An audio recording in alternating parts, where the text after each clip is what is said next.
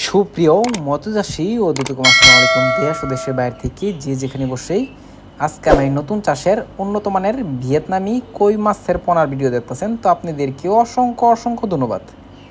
অনেকে চিন্তা করেন যে আমাদের কাছ থেকে যে মাছগুলো নেন, যে 4 থেকে 5 মাসে আমরা কতটুকু বড় করতে পারি, ওদের জন্য আজকের এই মূল ভিডিওটা। অবশ্য ভিডিওটা কেটে কেটে দেখবেন না, সম্পূর্ণ ভিডিও দেখবেন, নাহলে বুঝতে পারবেন না। তো এই যে দেখেন, আমরা 4 থেকে 5 মাসের ভিতরে কত সাইজ করছি ভিয়েতনামি কই মাছের পোনা। এনে কয়েকটা ক্যাটাগরি রয়েছে। তো এই মাছটা আমরা কিন্তু 1 মিলে বড় করতে পারছি না। অবশ্য আমরা খাবার কিন্তু একটা খাবার দিছি না, যে কারণে 1 মিলে বড় হয়েছে না। অনেকেই কিন্তু আপনারা 1 মিলে খাবার দিয়ে থাকেন, যে কারণে 1 মিলে মাছটা বড় হয়ে থাকে। তো চাষি ভাইরা, এই যে মাছটা দেখতে পারতেছেন, দেখেন এই মাছটা হাতের কবজার উপরে চলে আসছে। অর্থাৎ 3 থেকে 4 মাসে বা 5 মাসের ভিতরে আপনারা এই মাছটা কিন্তু বাজারজাত করতে পারবেন। তো এটা হচ্ছে ভিয়েতনামি কই মাছের পোনা। আর এটার ভিতরে আরেকটা হচ্ছে দেশি কই মাছ। তো অবশ্যই এটা আপনারা দেখে শুনে ক্রয় করতে হবে। তো যেই মাছের পোনাটা দেখতে পারতেছেন, এই মাছটা হচ্ছে যেটা শুরুতে দেখলেন বড় মাছ, এই মাছের পোনার ডিম। তো এগুলো হচ্ছে ভিয়েতনামি কই মাছের পোনা।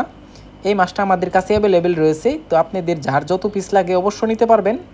কারণ হচ্ছে ভিয়েতনামি কই যদি আপনারা অনেকে চাষ করতে চান, চাষ করতে আগ্রহী, আপনারা ভালো মানের ভিয়েতনামি কই মাছ পাচ্ছেন না, তো অবশ্য আমাদের থেকে কম রেটে মাছটা নিয়ে থাকতে পারবেন।